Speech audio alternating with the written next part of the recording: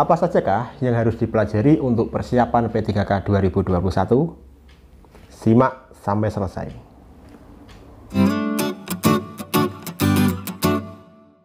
Assalamualaikum warahmatullahi wabarakatuh. Kembali lagi di channel Jadi Begitu Ya bersama Bimbel Kita Lulus. Pada video ini saya akan memberikan informasi kepada Bapak Ibu guru yang mungkin masih ada yang bingung. Apa saja yang harus Bapak Ibu pelajari untuk persiapan P3K 2021? Banyaknya informasi di media sosial dan juga di internet terkadang justru malah membuat Bapak Ibu menjadi bingung. Apa saja sih yang harus Bapak Ibu pelajari? Nah, pada video ini saya akan memberikan informasi kepada Bapak Ibu. Garis besar kisi-kisi yang harus Bapak Ibu guru pelajari untuk persiapan P3K 2021. Dan informasi ini saya peroleh dari website resmi Kemdikbud, yaitu di p3gtk.kemdikbud.go.id. Di sana pada link unduhan ada file hasil diskusi antara Kemdikbud dengan Pemda, dan di dalam file itu terdapat garis besar materi-materi yang harus Bapak Ibu guru pelajari. Jadi insya Allah tidak akan menyesatkan, dan Bapak Ibu juga akan lebih mudah dalam belajar. Tipe soal untuk P3K 2021 itu ada 5 tipe. Yang pertama adalah kompetensi teknis, kemudian yang kedua tes bakat skolastik khususnya untuk penalaran, yang ketiga kompetensi manajerial, yang keempat sosiokultural, dan yang kelima pertanyaan wawancara. Untuk kompetensi teknis ini Bapak Ibu guru bisa belajar soal-soal pedagogi keguruan.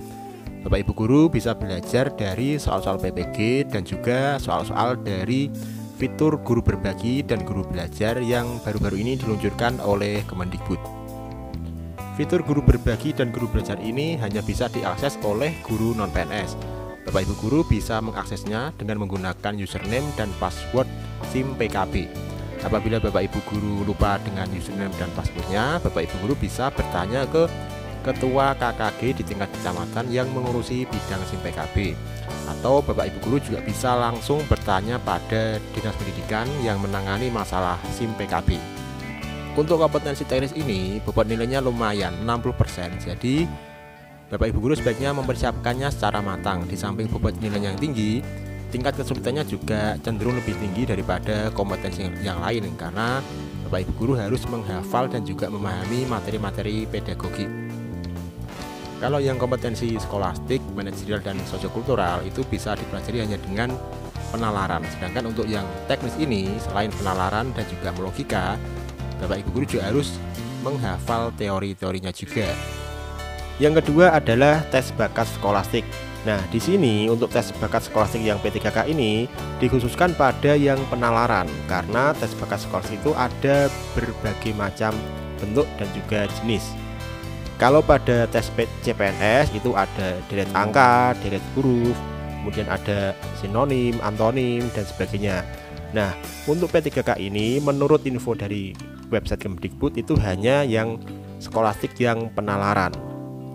Lalu soal tes skolastik itu seperti apa? Silakan Bapak Ibu guru cari di channel ini, karena di channel ini banyak sekali soal-soal skolastik untuk yang penalaran. Contohnya seperti yang ini.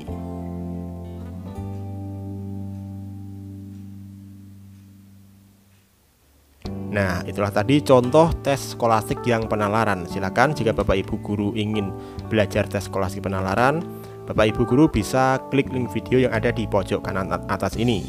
Semoga bermanfaat bagi Bapak Ibu guru semua. Kemudian yang ketiga adalah kompetensi manajerial. Mungkin dari Bapak Ibu guru ada yang masih bertanya-tanya, kompetensi manajerial itu soalnya seperti apa? Saya dulu juga masih bingung, kompetensi manajerial itu soalnya seperti apa bentuknya. Nah, kemudian saya mendapatkan info dari Peraturan Menteri Pendayagunaan Aparatur Negara dan Reformasi Birokrasi Republik Indonesia Nomor 38 Tahun 2017 tentang Standar Kompetensi Jabatan ASN, dan di sana terdapat Kamus Kompetensi Manajerial.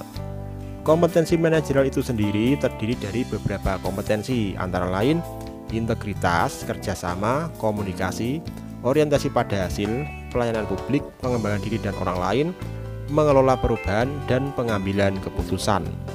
Nah, dari kompetensi-kompetensi ini itu sebetulnya adalah kompetensi yang ada pada soal-soal TKP pada CPNS umum. Soal TKP pada CPNS umum juga membahas tentang integritas, kerjasama, komunikasi, pelayanan publik, dan lain-lain.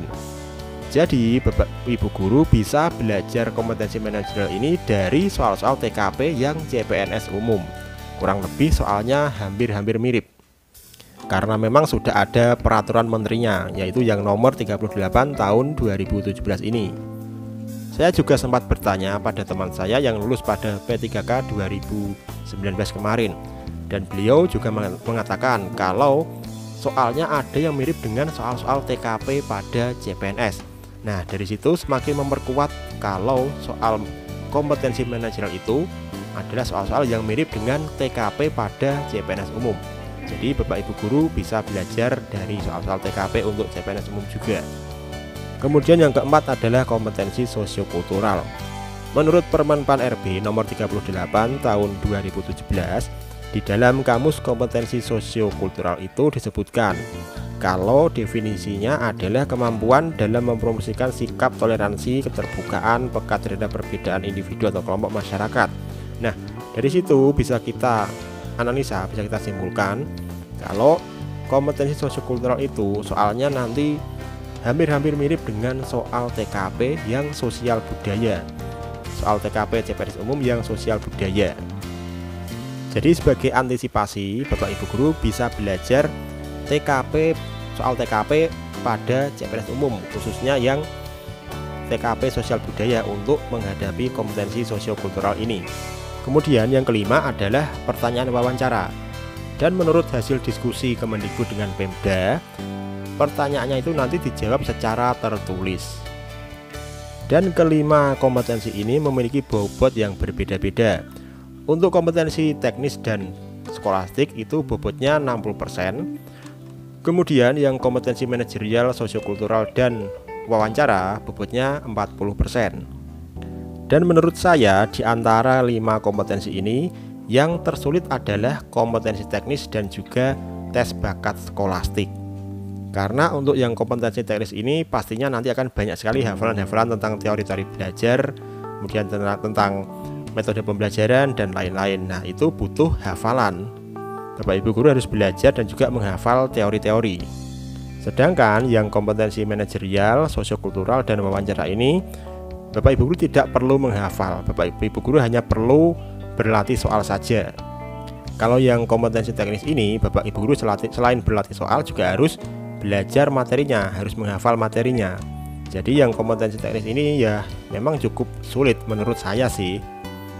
Dan kalau melihat bobotnya yang 60% ini, kompetensi ini yang teknis ini dan ditambah dengan yang skolastik ini bisa menjadi alat bagi Bapak Ibu guru untuk mendongkrak nilai karena bobotnya 60%. Oke, Bapak Ibu semua, itulah tadi materi-materi dan juga kisi-kisi yang harus Bapak Ibu pelajari untuk persiapan P3K 2021. Semoga informasi ini bermanfaat bagi Bapak Ibu semua dan Bapak Ibu diberikan kelulusan dalam P3K 2021. Amin. Sekian dari saya. Wassalamualaikum warahmatullahi wabarakatuh.